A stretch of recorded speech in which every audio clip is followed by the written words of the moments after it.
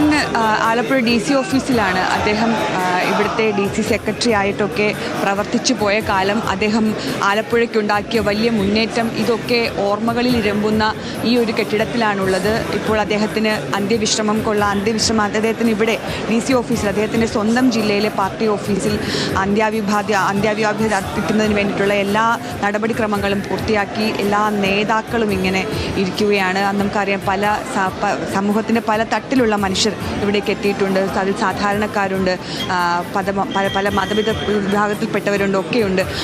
BSന് സ്വന്തം ജില്ലയിൽ അന്ത്യാഭിവാദ്യം അർപ്പിക്കാനിരിക്കുകയാണ്. അദ്ദേഹത്തിൻ്റെ DC ഓഫീസും കൂടിയാണ്.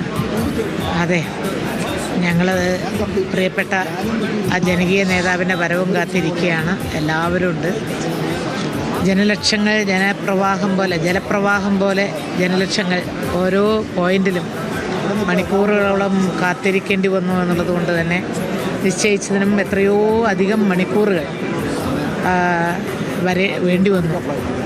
ഒരുപക്ഷെ കേരള ചരിത്രത്തിൽ ഇതിനു മുൻപ് ഒരിക്കലും കണ്ടിട്ടില്ലാത്ത വിധത്തിലുള്ള ഒരു ജനസാക്ഷ്യമാണ്, ജനസാഗരമാണ് നാം കണ്ടത് ഓരോ സ്ഥലത്തും. ഒരു അത്ഭുതകരമായിട്ടുള്ളൊരു കാര്യം തന്നെയാണ്. 7 വർഷമായിട്ട്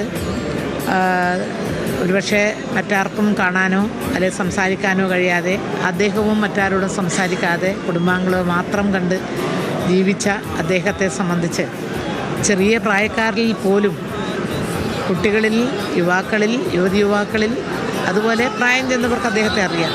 പക്ഷേ അദ്ദേഹത്തെ നേരിട്ട് കാണുകയോ അറിയുകയോ ചെയ്യാത്തവരുടെ പോലും മനസ്സിനുള്ളിൽ കയറിക്കൂടാൻ അദ്ദേഹത്തിന് സാധിച്ചു എന്നത്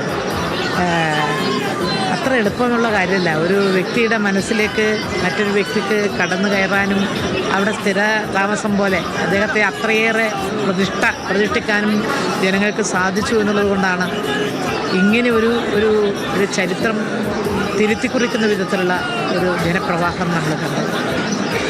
അദ്ദേഹം ഈ നാടിൻ്റെ ഒരു മിടിപ്പായിരുന്നു. കേരളത്തിൻ്റെ ലോക മലയാളികളെല്ലാം വളരെയധികം ശ്രദ്ധിക്കുന്ന, അദ്ദേഹത്തിൻ്റെ നിലപാടുകൾ കാതോർക്കുന്ന ഒരു ഘട്ടമുണ്ടായിരുന്നു. പക്ഷെ കുറച്ച് വർഷമായിട്ട് അദ്ദേഹത്തിനൊന്നും പറയാൻ സാധിച്ചിരുന്നില്ല. അതൊന്നും അല്ലെങ്കിൽ പോലും ജനഹൃദയങ്ങളിൽ അദ്ദേഹം ജീവിച്ചിരിക്കുന്നുണ്ട് എന്നുള്ളതിൻ്റെ ഏറ്റവും വലിയ തെളിവാണ്. ഇത്രയും കാലത്തിന് ശേഷമായിട്ട് പോലും ഈ ഒരു ജനപ്രവാഹം, ലക്ഷങ്ങളാണ് ഓരോ കേന്ദ്രത്തിലും, 10,000-ങ്ങളല്ല, ലക്ഷങ്ങൾ. ജനാഭിലാഷം മനസ്സിലാക്കി ഓരോ ഘട്ടത്തിലും കേരളത്തിൻ്റെ ഏത് പ്രദേശത്തായാലും, അത് മലയായാലും കടലായാലും, ഏത് പ്രദേശത്തായാലും ഉയർന്നു വരുന്ന പ്രശ്നങ്ങളെ ഏറ്റവും ശക്തമായി അതിനെ നോക്കിക്കണ്ട് കാര്യങ്ങൾ മനസ്സിലാക്കി ആ ജനകീയ പ്രശ്നങ്ങൾക്ക് പരിഹാരം കാണുന്നതിന് അദ്ദേഹം സ്വീകരിച്ച തീക്ഷ്ണമായ നടപടികളുണ്ട്. അദ്ദേഹത്തിൻ്റെ മാർഗം അത് ശരിയാണ് എന്ന് തെളിയിക്കുന്ന വിധത്തിലാണ് പിന്നീട് ഒരു പ്ലാച്ചിമട ഉൾപ്പെടെ, മതികെട്ടാൻ മല ഉൾപ്പെടെ അദ്ദേഹം എല്ലാ രംഗത്തുമുണ്ട്. വികസനത്തിൻ്റെ രംഗത്ത് മാത്രമല്ല, ജനങ്ങളുടെ അഭിലാഷം കൃത്യമായിട്ട് മനസ്സിലാക്കി ജനകീയ പ്രശ്നങ്ങൾ ഏറ്റെടുക്കുക എന്നുള്ളത്. അത് ഇടുക്കിയിലടക്കം നമ്മൾ കണ്ടു. തൊഴിലാളികളുടെ സമരമുണ്ടായപ്പോൾ അവിടെയും അദ്ദേഹം ഓടിയെത്താത്ത ഒരു സ്ഥലം പോലും കേരളത്തിലെവിടെയെങ്കിലും ഉണ്ട് എന്ന് എനിക്ക് തോന്നുന്നില്ല. എവിടെ പ്രശ്നമുണ്ട്? പിന്നെ സ്ത്രീകളുടെ കാര്യത്തിൽ അന്ന് LDF പ്രതിപക്ഷത്തായിരുന്നു 2001 മുതൽ 6 വരെ. 40 പേരെ ഉണ്ടായിരുന്നുള്ളൂ, അദ്ദേഹം ഉൾപ്പെടെ. ഞങ്ങൾ നമ്മുടെ വിജയകുമാർ മിനിസ്റ്റർ ഇവിടെയുണ്ട്, 40 പേരെ ഉണ്ടായിരുന്നുള്ളൂ. പിന്നീട് 2006 ഞങ്ങൾ 2 പേരും, വിജയകുമാറും ഞാനും മന്ത്രിയായി. ഞാൻ ആരോഗ്യമന്ത്രിയായിരുന്നു. ആ 40 പേരിൽ 2 പേര് മാത്രം സ്ത്രീകളുണ്ടായിരുന്നുള്ളൂ.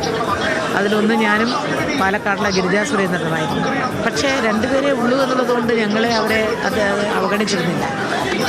എത്രയും നേരം സംസാരിക്കാനും അവർക്ക് സമയം കൊടുക്കണമെന്ന് പറയാനും ആവശ്യമായിട്ടുള്ള നിഷ്കർഷ അദ്ദേഹം കൃത്യമായിട്ട് അദ്ദേഹത്തിൻ്റെ നമ്മുടെ ഓഫീസിന് കൊടുത്തിരുന്നു. അതുകൊണ്ട് തന്നെ ഞങ്ങൾക്ക് അതൊരു 2 പേരേ ഉള്ളൂ എന്നുള്ള തോന്നൽ ഉണ്ടായിട്ടുമില്ല. സ്ത്രീകളുടെ പ്രശ്നങ്ങൾ അദ്ദേഹം പ്രത്യേകമായി പരിഗണിച്ചിരുന്നു എന്നുള്ളതാണ്.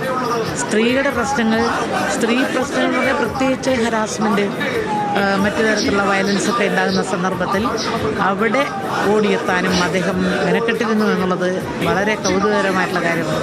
ഇത്രയും സമുന്നതനായിട്ടുള്ള നേതാവ്, അദ്ദേഹം CPIM-ന്റെ സ്ഥാപക നേതാവാണ്. CPIM-ന്റെ പൊളിറ്റ് ബ്യൂറോയിൽ എല്ലാ നേതാക്കന്മാരോടൊപ്പം ഇരുന്ന ഒരു മഹൽ വ്യക്തിയാണ് അദ്ദേഹം. അത്രയും ഉയർന്ന സ്ഥാനത്തിരുന്ന് ഈ കേരളത്തെ നയിക്കുകയും പാർട്ടി സംഘടനാ രംഗത്തും ഭരണരംഗത്തും നയിച്ച ഏറ്റവും ഉയർന്ന വ്യക്തി എന്നുള്ള നിലയിൽ, ഒരു മഹാനായ നേതാവ് എന്നുള്ള നിലയിൽ അദ്ദേഹം കേരളത്തിലെ സ്ത്രീ പ്രശ്നങ്ങളോട് വളരെ അത് അഡ്രസ്സ് ചെയ്യുന്ന, അതിനെ അഭിമുഖീകരിക്കുന്ന കാര്യത്തിൽ നിർണായകമായ റോൾ അതുകൊണ്ടാണ് സ്ത്രീകൾക്കിടയിൽ അദ്ദേഹം പ്രത്യേകമായിട്ടുള്ള ഒരു മതിപ്പ് അദ്ദേഹത്തിന് ലഭിച്ചിട്ടുണ്ട്. തീർച്ചയായിട്ടും ഒരു മനുഷ്യൻ്റെ മനസ്സിലേക്ക് കടക്കുക അത്ര എളുപ്പമുള്ള കാര്യമല്ല. അദ്ദേഹത്തിന് DCC ഓഫീസിൽ നേതാക്കൾ കാത്തിരിക്കുകയാണ്. ഇപ്പോൾ ശ്രീമതി ടീച്ചറാണ് സംസാരിച്ചത്.